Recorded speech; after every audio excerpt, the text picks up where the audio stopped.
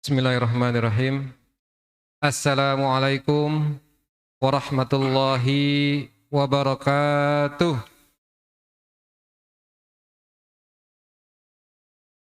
Alhamdulillah, alhamdulillahilladzi hadana li hadza wa ma kunna linahtadiya laula an hadanallah.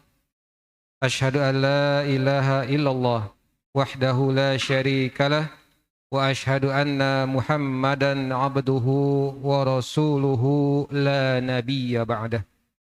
Allahumma salli wa sallim wa barik ala Muhammad wa ala alihi wa sahbihi ajmain, amma ba'du.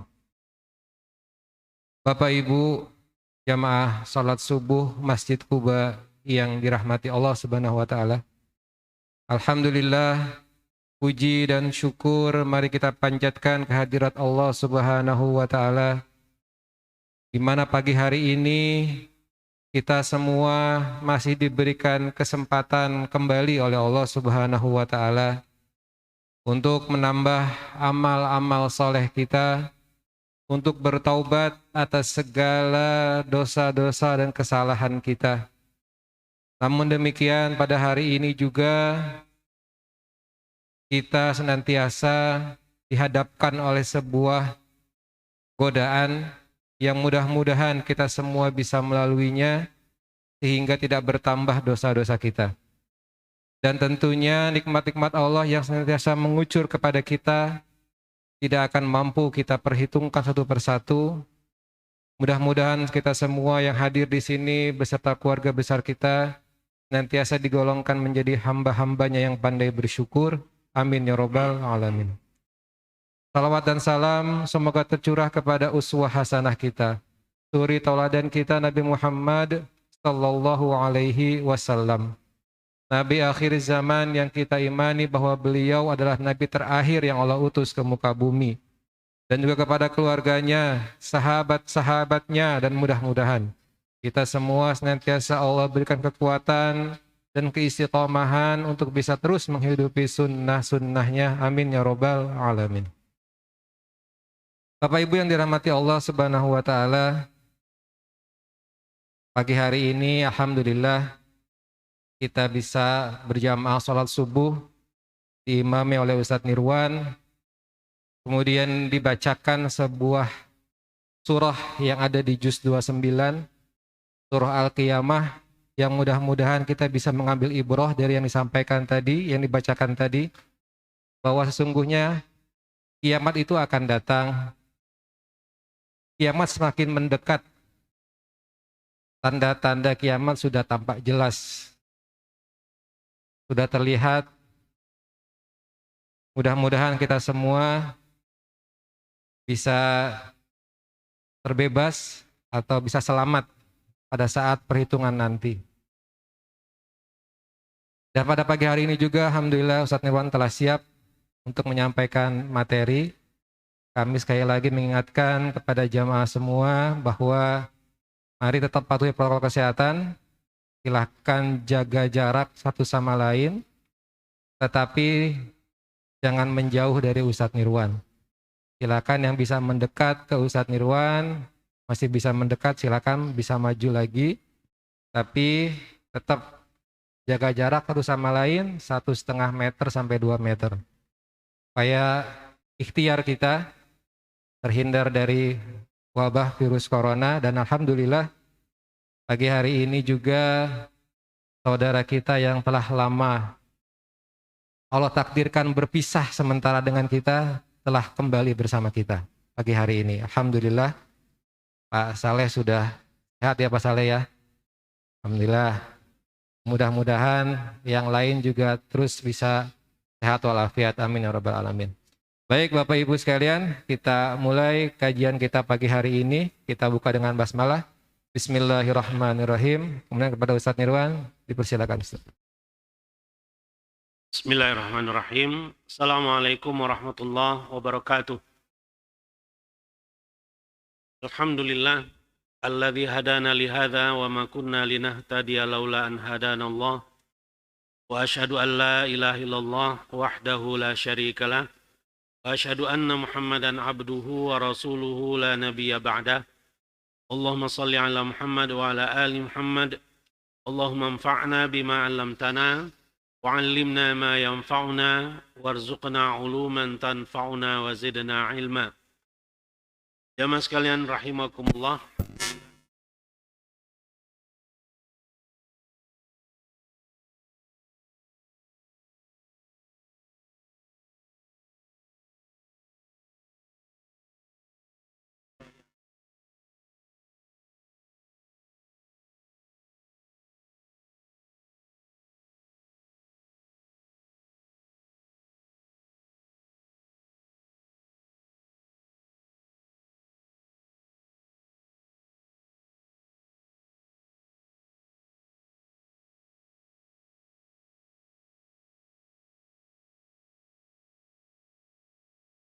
Bulan Rajab adalah salah satu bulan-bulan dari 4 bulan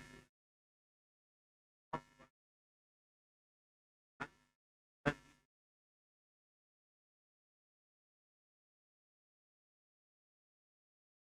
apa dampak kesucian bulan-bulan haram itu dalam praktek dan amalan-amalan yang seperti apa yang bisa kita perbanyak di bulan-bulan suci itu, khususnya bulan Rajab nanti, dan amalan-amalan apa yang biasa kita dapatkan diamalkan oleh masyarakat dan bagaimana hukumnya. Seputar itu insya Allah akan kita ulas di pagi hari ini. Walaupun masih sepekan lagi kita memasuki bulan Rajab, persiapan lebih baik kita lakukan jauh-jauh hari ya sebelum kita memasuki bulan Rajab.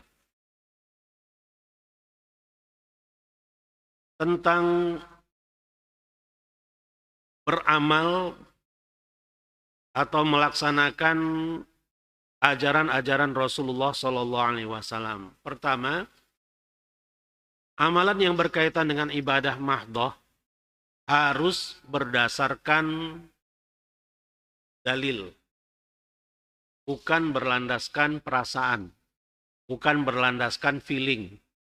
Kayaknya itu tidak berlaku dalam ibadah mahdhah. Dalam ibadah mahdhah harus jelas qala Allah, qala Rasul sallallahu alaihi wasallam. Minimal itulah yang paling aman untuk bisa kita laksanakan selaku hamba-hamba Allah Subhanahu wa taala.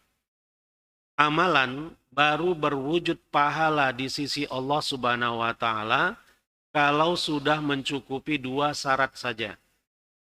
Yang pertama adalah ikhlas, yang kedua adalah ittiba'.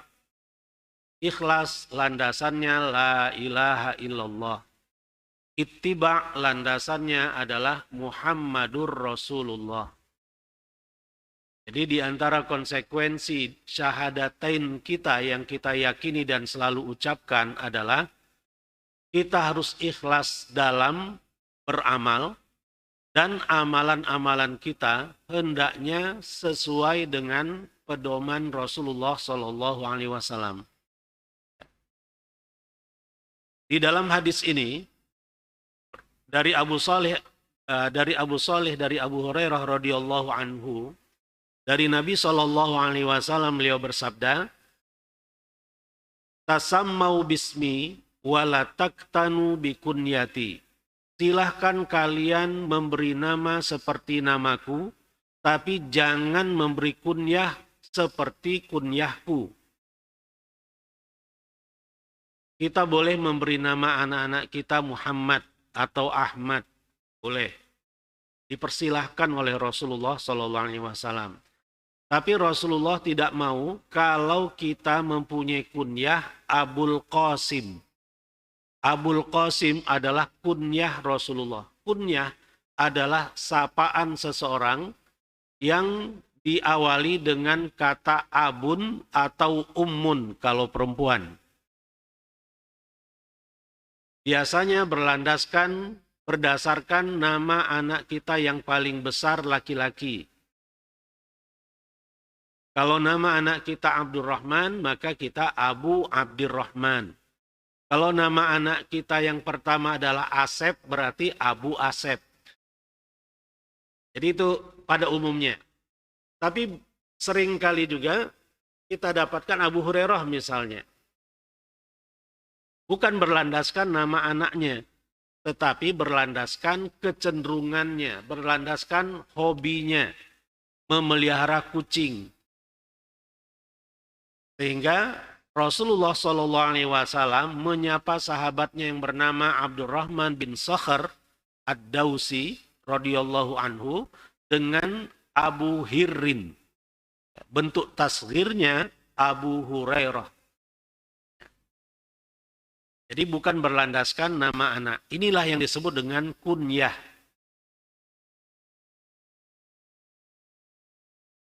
Mempunyai kunyah adalah salah satu sunnah Rasulullah SAW yang tidak banyak diamalkan oleh umatnya. Ya. Jadi kita jangan ragu-ragu untuk mempunyai kunyah.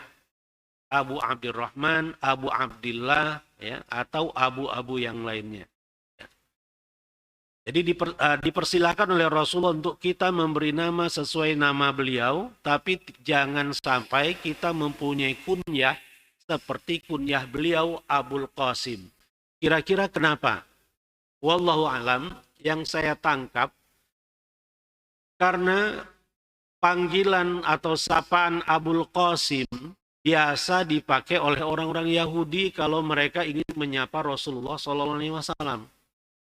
Selain ya Muhammad, mereka memanggil Rasulullah dengan ya Abul Qasim.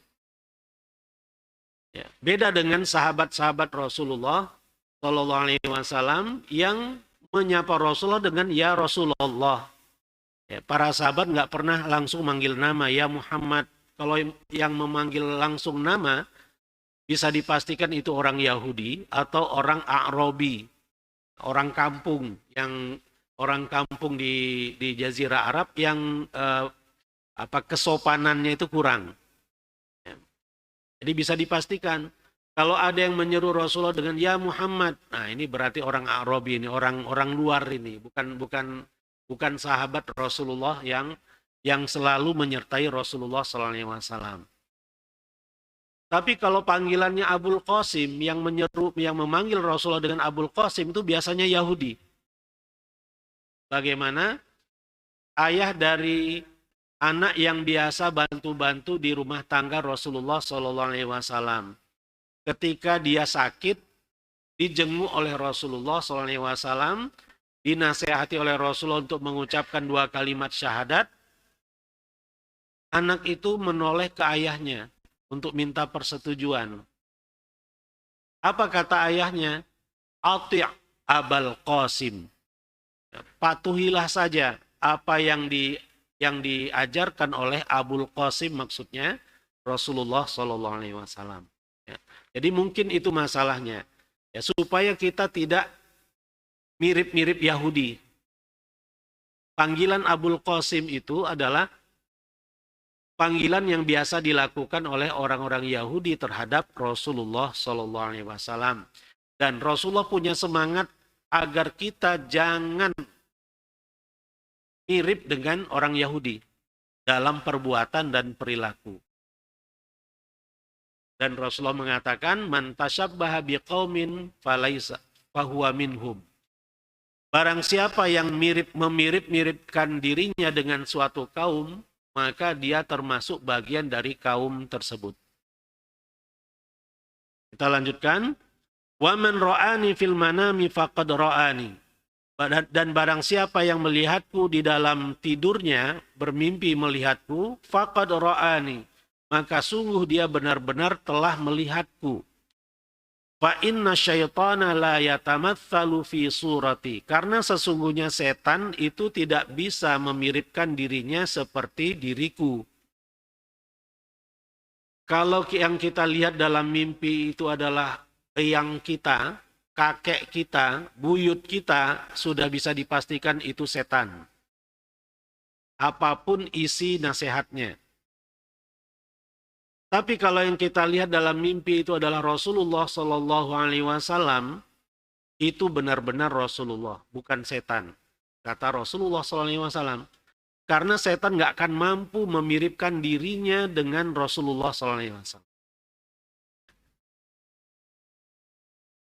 Tapi bermimpi bertemu Rasulullah SAW itu adalah keberkahan bagi orang yang bermimpi.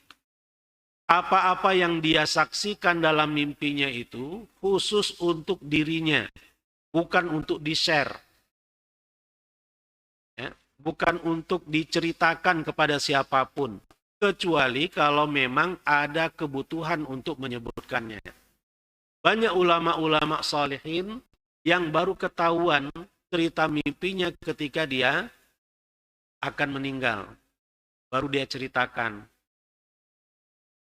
Dia pendam ceritanya itu puluhan tahun. Terakhir baru dia ceritakan, dulu saya pernah bermimpi bertemu Rasulullah begini-begini. Ya, jadi cerita bermimpi atau bermimpi bertemu dengan Rasulullah SAW, isi dari mimpi itu adalah nasihat untuk orang yang bermimpi saja, bukan untuk dipublikasikan. Kalau dipublikasikan, rentan akan riak di sana, ya, rentan akan sum'ah, ujub dan sejenisnya. Karena orang yang pernah bermimpi bertemu Rasulullah SAW bisa dipastikan itu orang soleh. Orang yang sudah terbukti kesolehannya. Nggak semua orang pernah bermimpi bertemu Rasulullah SAW. Ya. Allah sudah memilih siapa-siapa saja yang pantas bermimpi bertemu dengan Rasulullah SAW.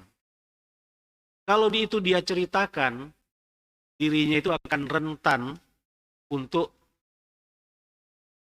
berbuat ujub, ada ujub dalam dirinya bahwa dirinya adalah sudah soleh gitu, atau sum'ah, senang kalau dirinya diceritakan oleh orang lain bahwa si fulan itu pernah bermimpi bertemu Rasulullah, dia senang, itu namanya sum'ah, plus ujub juga itu. Atau malah lebih besar lagi, takabur. Dia menyombongkan dirinya, ya, menganggap dirinya lebih utama daripada yang lain-lainnya, karena dirinya pernah bermimpi bertemu Rasulullah. Jadi, itulah mengapa para ulama sangat tidak menyarankan kita atau siapapun yang pernah bermimpi bertemu dengan Rasulullah SAW untuk menceritakannya kepada orang lain. Tapi bagian yang ingin kita tegaskan dari hadis ini adalah bagian akhir. Wa man kadzaba 'alayya muta'ammidan falyatabawwa maq'adahu minan nar. Dan barang siapa yang berdusta atas namaku secara sengaja, maka hendaklah dia persiapkan tempatnya di neraka. Barang siapa yang mengatakan qala Rasulullah, padahal Rasulullah nggak pernah mengatakannya, silahkan dia siapkan tempatnya di neraka. Barang siapa yang memalsukan hadis atau sengaja atau tidak sengaja menyebarluaskan hadis palsu, falyatabawa maq'adahu minan nar. Hendaklah dia siapkan tempatnya di neraka. Hadis riwayat Imam Bukhari, dan ini salah satu hadis yang mutawatir. 70-an sahabat menceritakan hadis ini. Jadi gambarannya, Rasulullah menyampaikan hadis ini di hadapan para sahabatnya. Puluhan sahabatnya hadir di Masjid Nabawi dan beliau menyampaikan hadis ini. Itu maknanya bahwa isi dari hadis ini mengandung penekanan yang amat sangat. Jangan sampai kita mengatakan qala Rasulullah, padahal Rasulullah SAW tidak pernah mengatakannya.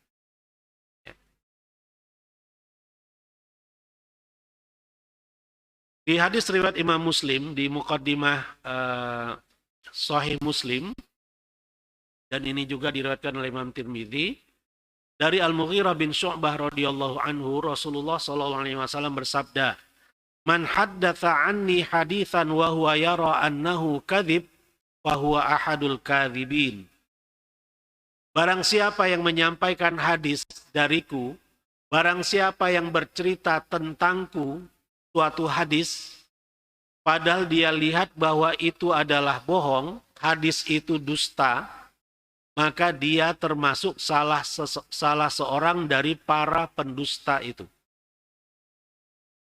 Ini nggak usah disampaikan. Kalau memang hadisnya palsu, jangan disampaikan. Kecuali kalau memang ada kebutuhan untuk menjelaskan bahwa hadis ini palsu. Agar supaya masyarakat tidak mengamalkan hadis palsu itu atau tidak menyebarluaskan hadis palsu itu.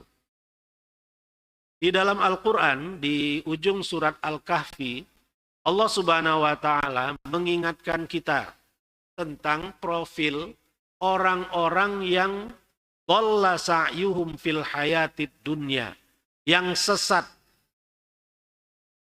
usahanya di kehidupan dunia. Dia beramal, tapi amalannya divonis sesat oleh Allah Subhanahu wa Ta'ala. Kenapa? Karena dhalla sa'yuhum fil hayatid dunya wa hum yahsabuna annahum yuhsinuna sun'a. Dia salah dalam beramal. Dia mengamalkan amalan-amalan yang tidak berdasar, dan di akhirat dia merasa sudah beramal, sudah beramal sebaik-baiknya. Tapi kemudian Allah vonis, ulaikal ladzina kafaru bi ayati rabbihim wa liqa'ih fahabitat a'maluhum. Maka berguguranlah pahala amalan-amalan mereka, fala nuqimu lahum yaumal qiyamati wazna. Maka kami tidak menegakkan untuk mereka di hari kiamat nanti satu timbangan pun. Jadi kita harus berhati-hati dalam beramal. Jangan sampai kita termasuk orang-orang yang Allah ceritakan melalui ayat ini, alladzina dhalla sa'yuhum. Dhalla artinya sesat. Di surat Al-Fatihah, ghairil maghdubi alaihim waladdallin. Dhalin orang-orangnya, orang-orang yang sesat. Siapa orang-orang yang sesat itu? Di dalam tafsir surat Al-Fatihah disebutkan humun nasara. Mereka itu adalah orang-orang Nasara. Kenapa? Li'annahum faqadul ilma. Karena mereka tidak punya ilmu dari banyak amalan yang mereka tunaikan. Amalannya bervariasi tapi ilmunya nggak jelas. Dalilnya nggak jelas. Itu yang disebut dhalla di sini. Nah, di antara ilmu atau landasan atau dalil dari amalan itu adalah hadis atau sunnah Rasulullah SAW. Sunnah Rasulullah SAW atau hadis ada yang sahih, ada yang hasan, dan ada yang dhaif. Berdasarkan kualitasnya. Pembagian hadis berdasarkan kualitas, ada sahih, hasan, dan ada yang dhaif. Kalau berdasarkan jumlah perawinya ada mutawatir, ada ahad. Tapi kalau berdasarkan jumlah perawinya ini yang nggak usah dipermasalahkan. Itu tidak ada urusannya tentang kualitas. Yang kepentingan kita adalah mempertimbangkan kualitas sebuah hadis untuk kita amalkan. Yang bisa kita amalkan adalah hadis sahih dan hadis hasan.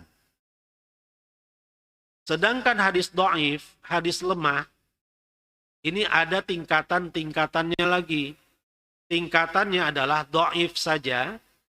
Kemudian di bawahnya ada syadidud dha'fi, parah kedhaifannya, sangat parah kelemahannya. Ada muttaham bil wad'i,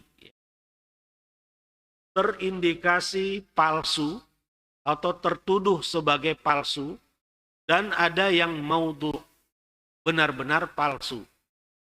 Jadi hadis lemah, hadis dhaif itu ada 4 tingkatannya lagi. Dhaif saja, syadidud dha'fi, muttaham bil wad'i, dan maudhu. Maudhu artinya palsu. Nah, dari 4 tingkatan ini, sebagian ulama ada yang mentolerir kalau hadis itu dhaif saja. Kalau hadisnya cuma dhaif saja, masih bisa untuk diamalkan dalam rangka fadhailul a'mal. Kalau konteks hadisnya tentang fadilat-fadilat amalan, boleh. Ya. Dengan persyaratan, yang pertama tadi, konteks hadisnya tentang fadilat amalan. Syarat yang kedua, artinya kalau konteksnya halal haram, nggak bisa. Kalau hadis dhaif itu bercerita tentang halal haram, hadis itu bercerita tentang akidah, itu nggak bisa diterima. Nggak bisa diamalkan. Yang bisa diamalkan adalah konteks hadis-hadis dhaif yang konteksnya tentang fadilat amalan. Mengamalkan sholat apa begitu. Atau puasa apa. Yang kedua, bentuk amalnya termasuk dalam amalan yang kuat dalilnya. Artinya ada payung hukumnya. Ada jenis amalannya sholat misalnya. Jenis amalannya apa? Puasa. Puasa kan ada amalannya. Cuma ini ada jenis puasa yang landasannya dhaif. Boleh diamalkan tidak? Inilah persyaratannya ya. Yang ketiga, hadisnya tidak parah kelemahannya. Maksudnya tidak syadidud dha'af. Yang boleh dipakai cuma dhaif saja. Kalau sudah di bawah dhaif, nggak ada alasan lagi. Nggak bisa. Nggak bisa dipakai sama sekali. Kalau sudah di bawah dhaif. Kemudian yang keempat syaratnya adalah saat mengamalkannya tidak dalam kondisi meyakini bahwa hadis itu kuat. Alasan mengamalkannya adalah untuk kehati-hatian. Jangan-jangan memang ada. Jangan-jangan hadis itu sahih. Hanya untuk kehati-hatian saja. Ya, jadi ini 4 persyaratan yang juga pernah disebutkan oleh Imam Nawawi rahimahullah di dalam kitabnya Al-Adhkar. Beliau berpendapat hadis dhaif masih tetap bisa diamalkan. Tapi inilah persyaratan-persyaratan untuk mengamalkan hadis dhaif tersebut. Baik, sekarang kita masuk ke judul pembahasan kita. Al-Ashhur Al-Hurum, tentang bulan-bulan suci. Allah Subhanahu wa taala di surat At-Taubah 36 berfirman, A'udzubillahi minasyaitonirrajim. Inna iddatasy syuhuri 'indallahi 12 syahran fi kitabillah. Sesungguhnya bilangan bulan-bulan itu di sisi Allah ada 12 bulan di dalam kitab Allah. Ya, jadi sejak awal Allah Subhanahu wa taala sudah menetapkan 1 tahun itu 12 bulan. Ya, jadi 12 bulan dalam setahun itu hukum Allah. Allah yang mengaturnya. Orang-orang barat dulu menetapkan 1 tahun 10 bulan. Dan kemudian baru mereka anulir. Tapi nama-namanya tidak disesuaikan. Ya. September itu bulan ke-9. Padahal harusnya 7. Sabta. Desember, Dasa. Seharusnya 10. Tapi Desember bulan ke-12. Jadi ada tambahan Juni dan Juli. Jadi Shadaqallah, ya, maha benar Allah dengan segala firman-firmannya. Kita semakin yakin bahwa hal-hal yang berkaitan tentang kehidupan kita di dunia ini sudah selesai diulas oleh Allah dan Rasul-Nya di dalam Quran dan Sunnah.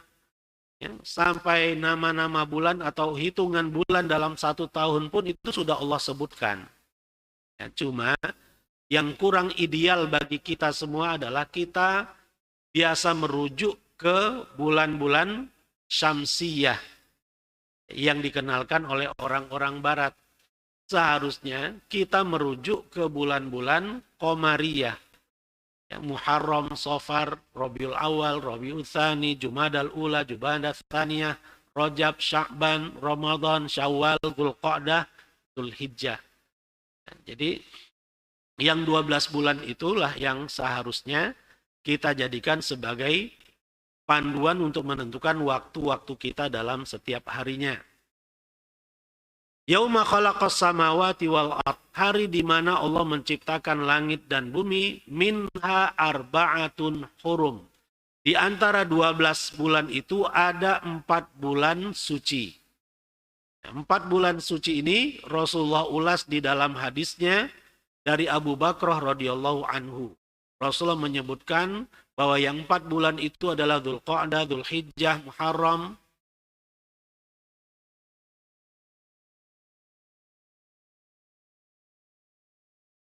Apa ini? 4 bulan itu adalah Dzulqa'dah, Dzulhijjah, Muharram, Rajab. Sini disebut Rajab Mudhar, alladzi baina Jumada wa Sya'ban. Jadi ada 3 bulan berturut-turut, Dzulqa'dah, Dzulhijjah, dan Muharram. Bulan 11, bulan 12, dan bulan pertama. Kemudian selanjutnya adalah bulan Rajab. Bulan Rajab bulan keberapa? Bulan ke Muharram, Safar, Rabiul Awal, Rabiul Tsani, Jumadal Ula, Jumadat Tsaniyah, Rajab. Rajab bulan ke-7. Sya'ban ke-8, Ramadan bulan ke-9, bulan ke-10, Syawal. Ke-11 Dzulqa'dah, ke-12 Dzulhijjah. Nah, di dalam tafsirnya Ibnu Abbas radhiyallahu anhuma mengatakan, janganlah kalian menganiaya diri kalian. Di dalam ayat itu, minha arba'atun hurum, fala tadlimu fihinna anfusakum.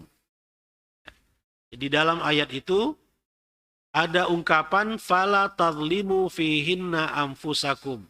Janganlah kalian menzalimi diri kalian di bulan-bulan itu.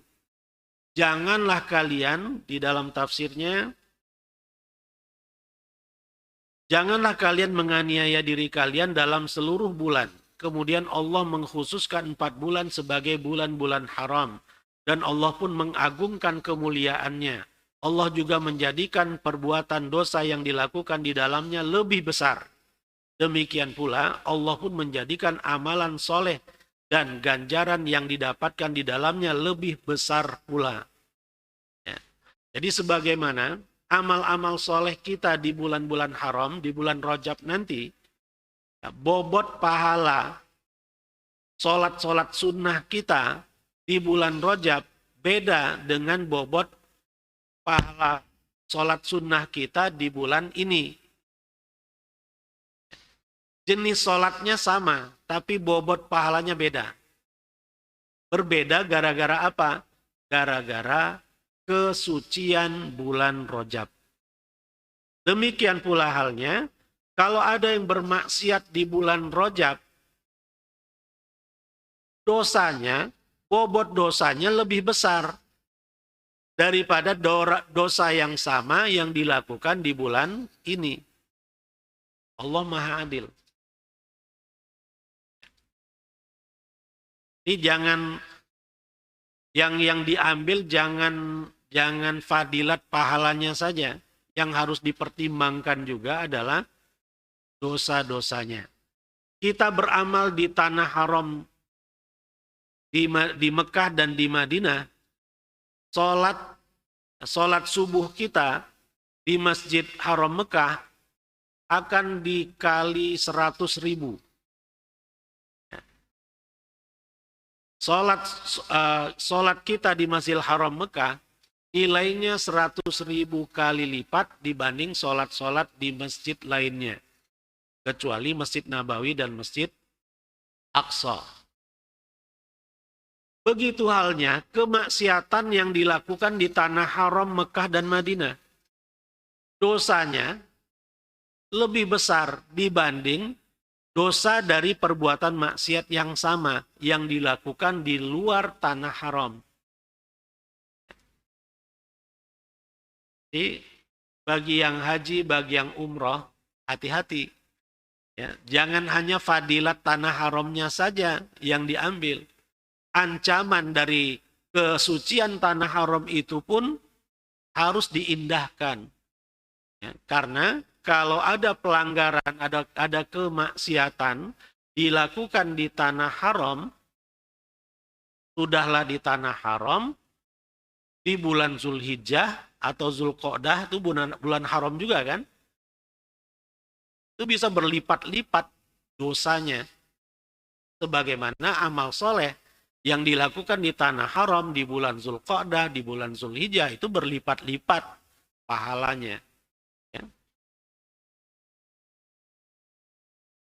Allah Subhanahu wa taala berfirman, "Maka janganlah kalian menganiaya diri kalian dalam bulan haram yang 4 itu." Maksudnya pada bulan-bulan haram ini, 3 bulan berturut-turut tadi plus Rajab. Karena dosa pada bulan-bulan tersebut lebih kuat dan lebih parah dibandingkan dengan bulan-bulan selainnya. Sebagaimana kemaksiatan di tanah suci Mekah dan Madinah dilipat gandakan dalam masalah besarnya dosa. Berdasarkan firman Allah Ta'ala, dan barang siapa yang bermaksud di dalamnya melakukan kejahatan secara zalim, niscaya akan kami rasakan kepadanya sebagian siksa yang pedih.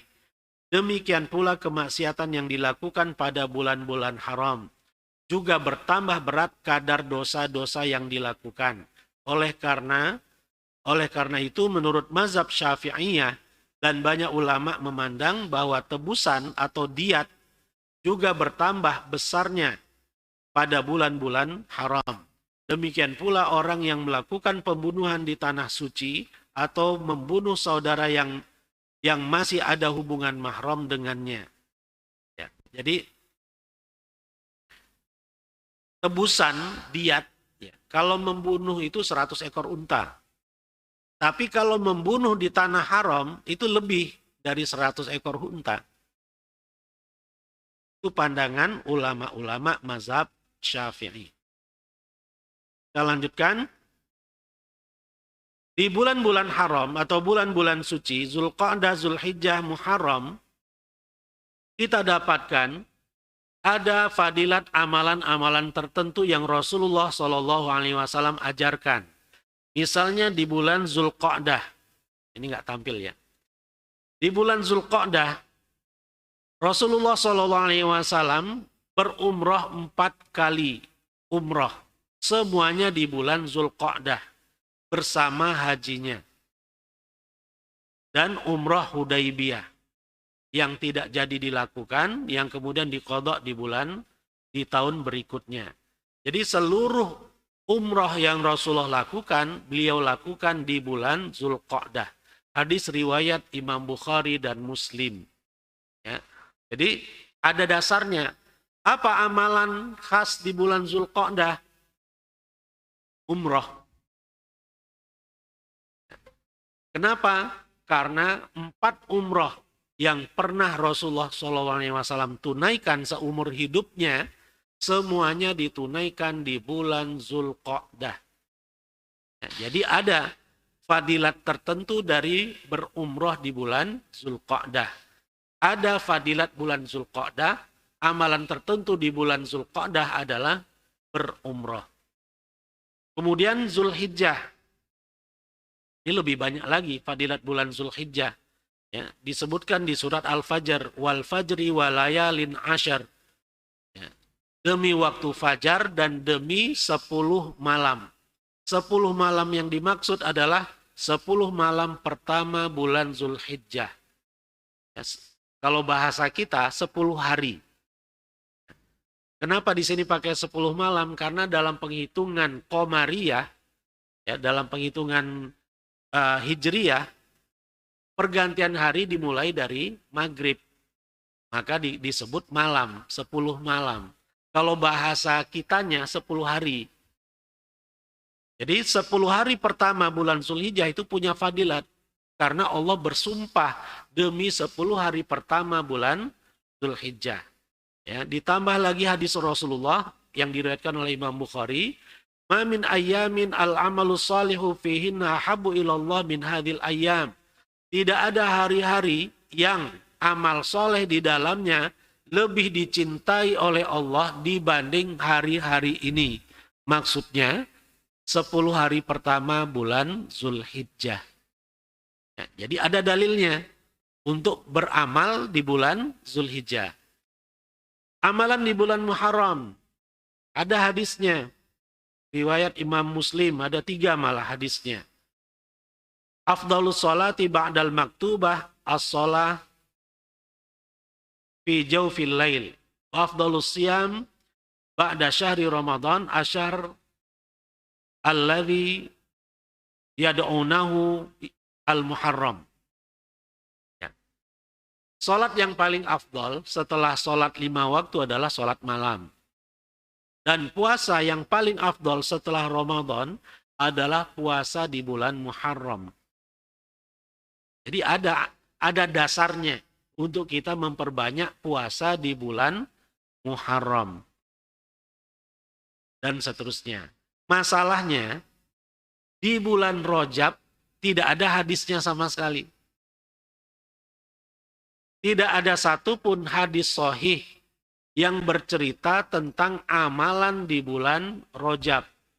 Sebagaimana di bulan-bulan suci yang lainnya, Zulqa'dah, Zulhijjah, Muharram, ada hadis-hadisnya. Ada amalan-amalan tertentunya. Ya, sedangkan untuk bulan Rajab, sudah diteliti oleh para ulama kita. Ya, misalnya oleh Imam Ibnu Hajar Al-Asqalani, rahimahullah. Beliau punya kitab yang namanya Tabyinul Ajab fi Fadli Fiman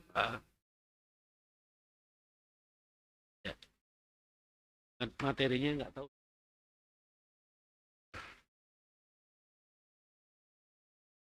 Tabyinul Ajab ya, jadi nama atau nggak usah kita ya membentuk seperti ini sajalah. Imam Ibnu Hajar punya kitab ini. Kitab Tabyinil Ajab bima warada fi syahri Rajab. Ya. Penjelasan yang unik tentang hadis yang berkaitan dengan bulan Rajab. Karya Imam Ibnu Hajar Al-Asqalani rahimahullah. Ya. Ini tulisan tangan beliau sendiri. Ya, ini makhtutat, manuskrip ya, manuskrip tulisan Imam Ibnu Hajar Al-Asqalani rahimahullah. Ya. Kesimpulan dari apa yang beliau tulis di penelitiannya di dalam kitab ini, ya, tidak ada satupun hadis sahih yang bercerita tentang fadilat amalan di bulan Rajab. Itu kesimpulan Imam Ibnu Hajar Al-Asqalani rahimahullah. Ya.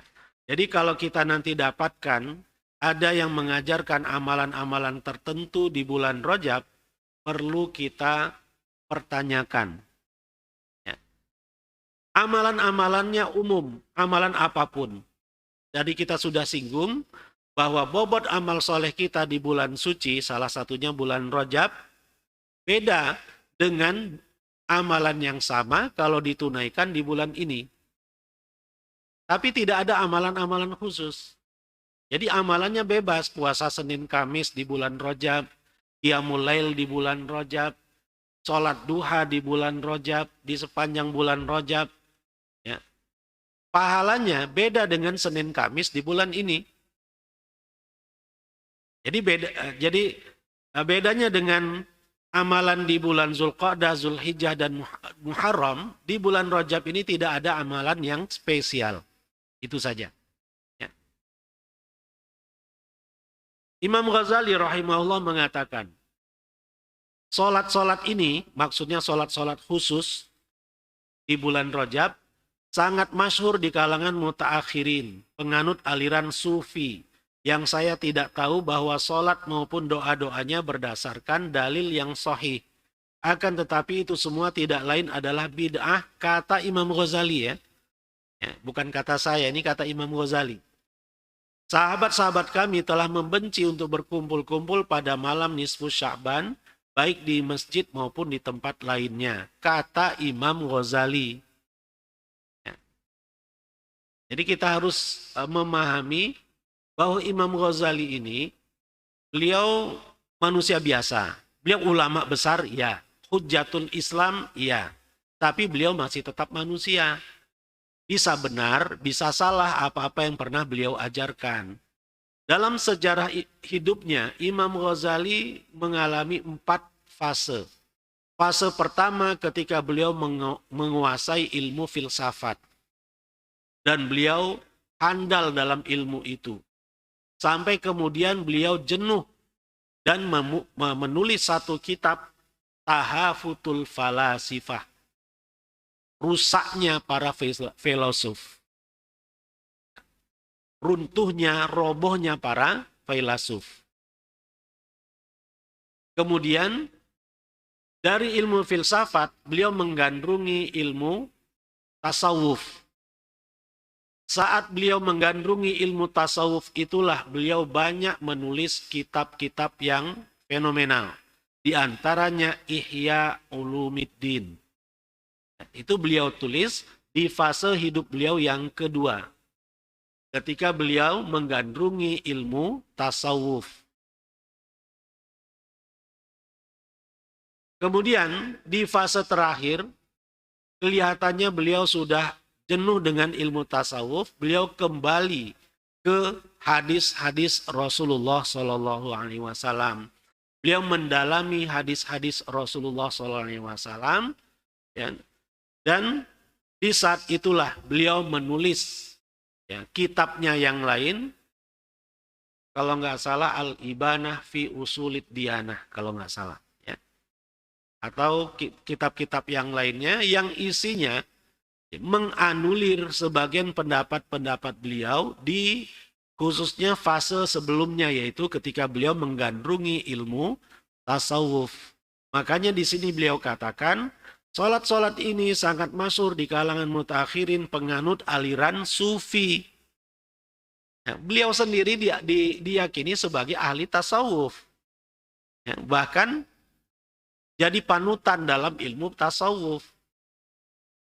Beliaunya sendiri mengatakan ini di akhir hayatnya. Jadi ini yang perlu kita pertimbangkan, ya, kalau kita ingin berdalil dalam tanda kutip, ya, dengan pendapat-pendapat ulama-ulama tertentu, ya. Ulama-ulama itu adalah juga manusia. Yang baik-baik dari mereka kita ambil. Yang buruk-buruk dari mereka, yang tidak sesuai dengan sunnah Rasulullah, itu saja yang kita tinggalkan, dengan tetap kita menghormati mereka, dengan tetap kita mendoakan mereka, rahimahullah, semoga Allah merahmati Imam Ghazali, semoga Allah merahmati Imam Nawawi, dan seterusnya. Ya. Mereka adalah juga manusia. Ya. Para ulama bersepakat bahwa seluruh manusia pasti pernah bersalah, kecuali hanya Rasulullah Shallallahu Alaihi Wasallam sajalah yang maksum, yang seluruh perilakunya, ucapan-ucapannya bisa untuk kita amalkan. Selain Rasulullah Shallallahu Alaihi Wasallam, bisa kita pertimbangkan. Pendapat-pendapat Abu Bakar Siddiq ada yang bisa kita amalkan dan ada yang tidak bisa kita amalkan. Pandangan Umar bin Khattab bisa kita amalkan sebagian dan tidak bisa kita amalkan sebagian yang lain. Pendapat Abdullah bin Umar, yang saya paling ingat, ya, Abdullah bin Umar di akhir hayatnya beliau buta. Kenapa? Karena beliau terbiasa, beliau punya pendapat bahwa kelopak mata ini bagian dari wajah yang harus terkena air wudhu. Jadi kalau beliau wudhu itu sampai ke dalam matanya di kosrak-kosrak gitu. Sehingga ketika beliau sudah berumur buta. Jadi pendapat Abdullah bin Umar radhiyallahu anhu, Abdullah bin Umar adalah sosok ulama fikih yang handal dalam keilmuan Islam. Tapi tidak seluruh pendapat-pendapatnya itu patut untuk kita amalkan. Perlu kita pertimbangkan untuk mau mengamalkan semua pendapat Abdullah bin Umar. apalagi Imam Ghazali gitu. Ya, yang kita ceritakan ini sahabat yang dijamin masuk surga, apalagi yang tidak dijamin masuk surga. Jadi pendapat siapapun bisa diterima, bisa ditolak. Bisa diterima, bisa ditolak. Kecuali pendapat Rasulullah Shallallahu Alaihi Wasallam. Imam Nawawi rahimahullah mengatakan, sholat rojab atau sholat raghaib namanya, dan sholat nisfu Sya'ban adalah merupakan dua bid'ah yang mungkar serta sangat buruk. Kata Imam Nawawi. Imam Nawawi adalah ulama mazhab Syafi'i. Ya. Kemudian saya nukil lebih spesifik lagi. Di kitab yang saya pernah pelajari dulu di pesantren. Namanya I'anatut Talibin. Ya, setiap anak pesantren pasti tahu ini. Saya saja yang di pesantren modern belajar ini, apalagi pesantren salaf atau pesantren tradisional. Di dalam kitab I'anatut Talibin disebutkan, qauluhu faidah, amma sholatul ma'rufah lailatar raghaib ila akhirih. Qala al-muallif fi irsyadil ibad wa minal bid'il madhmumah, di antara bid'ah-bid'ah yang tercela, allati ya'tham fa'iluha, yang pelakunya, pengamalnya akan berdosa, wa yajibu ala wulatil amri man'u fa'iliha, dan bagi pemerintah wajib untuk mencegahnya, yaitu sholatur raghaib, sholat raghaib 12 rakaat antara maghrib dan isya di Jumat pertama bulan Rajab. Ini yang namanya sholat raghaib. Ini sudah ditolak, dibantah oleh penulis kitab I'anatut Talibin dan juga matannya. Penulis matan dari I'anatut Talibin. Nah, jadi lantas yang diamalkan oleh masyarakat itu landasannya yang mana gitu. Padahal di rujukan utama mazhab Syafi'i ini saja yang diamalkan di masyarakat, ini kitab kuning ya, I'anatut Talibin ini benar-benar kuning kitabnya. Kitabnya nggak pakai stapler. Jadi kitabnya itu cuma dilipat saja. Kalau kita mau belajar itu tinggal bawa satu lembar gitu. Ya. Untuk sorogan ke kiai, ya, kemudian dikasih baris, dikasih catatan kaki dan seterusnya. Jadi benar-benar kitab kuning ini isinya. Jadi ini semakin, ya, semoga menjadi pertimbangan kita. Kalau nanti memasuki bulan Rajab, ada yang mengajak kita untuk mengamalkan amalan-amalan tertentu, kita konfirmasi dasarnya apa. Karena ini di dalam kitab ini, Tabyinul Ajab, karya Imam Ibnu Hajar al-Asqalani, beliau sudah simpulkan, beliau ahli hadis, beliau mempunyai gelar Al-Hafidh, ya, Al-Hafidh Ibnu Hajar al-Asqalani. Al-Hafidh adalah gelar bagi ulama hadis yang sudah menguasai minimal 100.000 buah hadis. Dan Imam Ibnu Hajar pun beliau juga ulama fikih di mazhab Syafi'i. Beliau juga yang mensyarah Sahih Bukhari. Jadi apa kurangnya? Ya. Beliau sudah melakukan riset, mengumpulkan hadis-hadis yang bercerita tentang bulan Rajab, semuanya beliau koleksi semuanya. Setelah itu diteliti satu persatu, kesimpulannya nggak ada yang sahih satupun. Ya. Itu kata Imam Ibnu Hajar al-Asqalani. Kemudian ada satu doa yang biasa diamalkan, Allahumma barik lana fi Rajab wa Sya'ban wa barik lana fi Ramadan. Ya Allah, berkahilah kami di bulan Rajab dan Sya'ban, dan berkahilah kami di bulan Ramadan. Atau di riwayat yang lain, dan sampaikanlah umur kami ke bulan Ramadan. Nah, hadis ini kualitasnya syadidud du'fi. Jadi bukan do'if. Yang bisa diamalkan adalah do'if. Kualitas hadis doa tadi, Allahumma barik lana fi Rajab wa Sya'ban wa balikna Ramadan, itu sangat parah kelemahannya. Ya. Untuk dikatakan sunnah hukumnya mengucapkan doa itu menjelang bulan Ramadan itu nggak bisa. Apa boleh buat? Kenapa? Karena hadisnya sangat parah kelemahannya.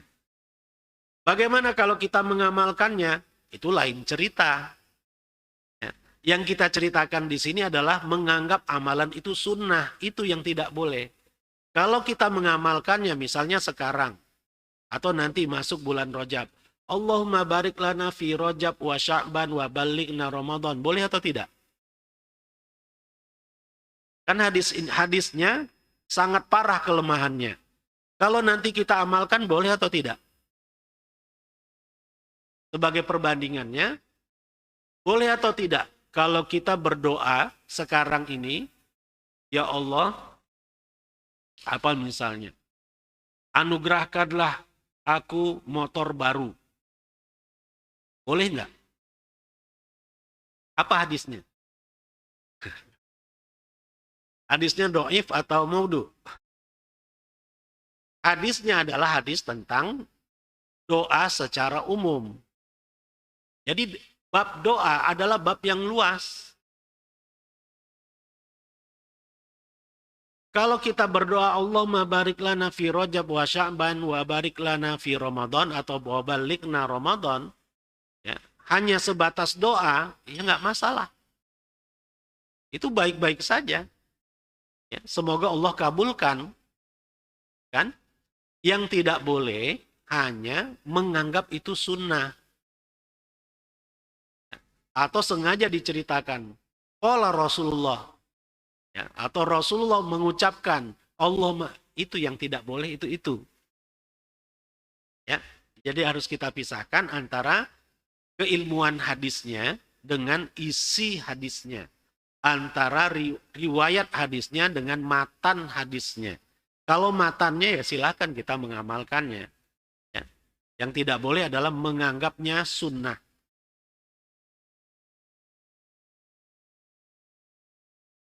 Dan seterusnya. Ya, di materi ini saya terangkan contoh-contoh hadis ya, palsu yang berkenaan dengan bulan Rajab. Ya, nanti mungkin akan saya share ke DKM ya untuk di-share ke para jamaah. Ini saja mungkin sebagai sharing ilmu ya yang berkaitan dengan bulan Rajab. Ya, semoga Allah Subhanahu wa taala menyampaikan umur kita ke bulan Rajab, Sya'ban dan Ramadan nantinya. Dan semoga Ramadan tahun ini jauh lebih berkah ya, dan jauh lebih bermanfaat bagi kita dibanding Ramadan kita sebelumnya. Amin ya rabbal alamin. Ini saja yang bisa saya sampaikan. Mohon maaf atas segala kekurangan. In ahsantu faminallah wa in asa'tu faminni wa minasyaitan. Wabilal hidayah wa taufiq wal afu minkum. Wassalamualaikum warahmatullahi wabarakatuh. Baik, jazakallahu khair Ustaz Nirwan sudah mengingatkan kembali kepada kita terkait dengan amalan-amalan khusus, kemudian keutamaan bulan-bulan suci yang ada di kita. Ya, sebentar lagi kita akan masuk ke bulan Rajab. Ya, mudah-mudahan kita semua diberikan kesehatan dan juga umur sehingga kita bisa kembali menikmati Ramadan tahun ini. Dipersilakan, sekiranya ada pertanyaan yang akan disampaikan. Silakan Pak Rohiman. Assalamualaikum warahmatullahi wabarakatuh. Waalaikumsalam warahmatullahi wabarakatuh. Terima kasih Ustadz materinya. Tadi Ustadz menyebutkan bahwa ada 4 bulan yang Allah dan Rasulnya sucikan, yaitu bulan Dzulqa'dah, Dzulhijjah, Muharram, dan Rajab. Sehingga amalan yang dilakukan di bulan suci tersebut Allah lipat gandakan pahalanya. Pertanyaannya, kenapa bulan Ramadan tidak termasuk di dalamnya? Padahal kita tahu bahwa pahala atau amalan-amalan yang dilakukan di bulan Ramadan itu juga Allah lipat gandakan pahalanya. Dan kita tahu bahwa ada beberapa peperangan yang dilakukan juga di bulan Ramadan. Demikian Ustaz, terima kasih. Jazakallah khairan. Langsung. Ya, kita kenal ada bulan suci Ramadan. Ya.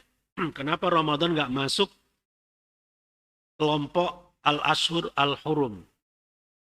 Ini berkaitan dengan sejarah Al-Ashhur Al-Hurumnya. Bahwa Al-Ashhur Al-Hurum ini, kesucian 4 bulan ini sudah ada sejak sebelum syariat Islam itu ada. Sejak zaman jahiliyah, kesucian 4 bulan ini sudah dikenal oleh orang-orang Arab. Artinya bisa jadi, tapi saya belum cek ini, kesucian bulan-bulan haram ini merupakan ajaran Nabi Ibrahim alaihissalam. Yang tentunya ketika itu belum ada bulan Ramadan. Ya. Puasa Ramadan belum ada. Jadi 4 bulan ini yang disebutkan di dalam Al-Quran, itu disebutkan dalam ayat 36 surat At-Taubah ini, ya, kesuciannya sudah difahami oleh orang-orang Arab jahiliyah. Mereka menghormati kesucian 4 bulan ini untuk tidak berperang di dalamnya. Mereka pernah berperang di ujung bulan Jumadah Tsaniyah. Ya. Tapi ketika malamnya, masuk maghrib, tiba-tiba mereka berhenti. Berhenti. Karena masuk maghrib, sudah masuk Rojab kan. Nanti kalau sudah selesai bulan Rojab, perang lagi. Jadi otomatis itu mereka hentikan peperangan itu. Dan itu merupakan hal yang lumrah, hal yang biasa di Jazirah Arab di zaman jahiliyah. Ya. Bahkan yang lebih aneh lagi, ini sedikit tambahan saja, intermezzo saja. Orang-orang Madinah, orang-orang Yasrib, orang-orang Aus dan Khazraj yang suka berperang itu, kalau mereka berperang, mereka biasanya siang hari. Kalau sudah malam hari, ya mereka biasa-biasa lagi. Ya, saling bertamu, ngobrol gitu ya. Nah, nanti besok harinya perang lagi. Ya seolah-olah peperangan itu sudah merupakan adat kebiasaan. Walaupun sampai ada yang terluka, terbunuh, itu konsekuensi. Ya. Jadi kesucian 4 bulan ini sudah ada sejak zaman jahiliyah. Sedangkan kesucian bulan Ramadan belum dikenal pada saat itu. Bulan Ramadan adalah kekhususan umat Rasulullah Shallallahu Alaihi Wasallam, ya, yang belum dimiliki oleh umat-umat sebelumnya, oleh manusia-manusia yang hidup sebelumnya. Baru disyariatkan di tahun kedua Hijriah. Rasulullah Shallallahu Alaihi Wasallam wafat di tahun 11 Hijriah. Jadi gak lama ya. Rasulullah SAW berpuasa Ramadan berarti ya tahun kedua Hijriah 3, 4, 5, 6, 7, 8, 9, 10. Ya, tahun ke-11-nya bulan Rabiul Awal Rasulullah wafat, nggak sampai ke Ramadan. Ya. Jadi itu jawabannya. Wallahu a'lam bishawab ya. Kesuciannya pun beda. Antara kesucian 4 bulan ini dengan kesucian bulan Ramadan itu beda. Ya. Bulan Ramadan di dalamnya dibarengi dengan puasa. Ya. Puasa 30 hari penuh. Sedangkan 4 bulan suci ini, khususnya bulan Rajab itu nggak ada puasa. Puasa khususnya nggak ada. Jadi perbedaan dasarnya, perbedaan yang mencoloknya adalah kalau 4 bulan yang suci, yang 4 bulan ini sudah ada sejak zaman jahiliyah. Sedangkan kesucian bulan Ramadan baru ada di tahun kedua Hijriah dengan sifat yang berbeda. Ya. Kesuciannya berbeda. Ya. Ramadan punya hukum-hukum khusus. Di situ ada puasa, ya. Di situ ada tarawih, di situ ada hukum tilawah, ya. Dan hukum-hukum lainnya yang tidak didapatkan di bulan-bulan suci yang 4 tadi. Ya. Wallahu a'lam bishawab. Baik, demikian pertanyaan dari Pak Haji Rohiman, kemudian juga jawaban dari Ustadz Nirwan. Dan mudah-mudahan ini semakin menguatkan kita kembali bahwa insya Allah kita semua ikhtiar, kita semua berdoa, mudah-mudahan Ramadan tahun ini kita bisa kembali tarawih di masjid, kita bisa iktikaf lagi di masjid, dan mudah-mudahan wabah corona ini bisa segera Allah musnahkan dari muka bumi. Amin ya rabbal alamin. Baik Bapak Ibu sekalian, cukup insya Allah untuk kajian di pagi hari ini. Kita tutup dengan hamdalah. Alhamdulillahirabbil alamin.